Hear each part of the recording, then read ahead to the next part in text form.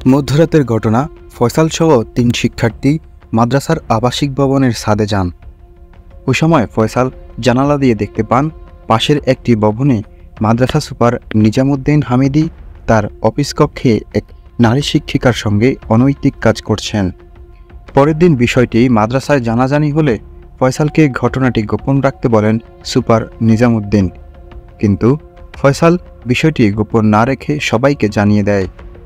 এতে ফয়সালের প্রতি ক্ষিপ্ত হন নিজামুদ্দিন। বিষয়টি দেখে ফেলায় ওই শিক্ষার্থীকে বেধড়ক মারধরের অভিযোগ উঠেছে মাদ্রাসা সুপারের বিরুদ্ধে।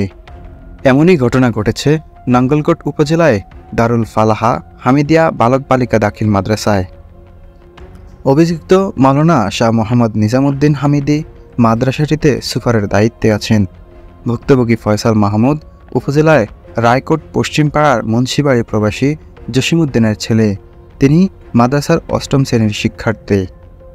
পরে মঙ্গলবার ফয়সাল অসুস্থতার কারণে ক্লাস না করে শুয়ে থাকেন আবাসিক ভবনে। নিজাম পূর্বের ঘটনার জেরে ক্লাস না করার অজুহাতে ফয়সালকে আবারও বেধড়ক মারধর করেন।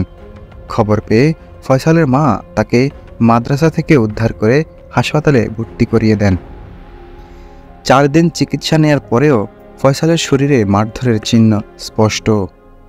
এই বিষয়ে ফয়সালের মা হালিমা বেগম বলেন, সুপার নিজামের অপকর্মের বিষয়টি আমার ছেলে আমাকে জানিয়েছে।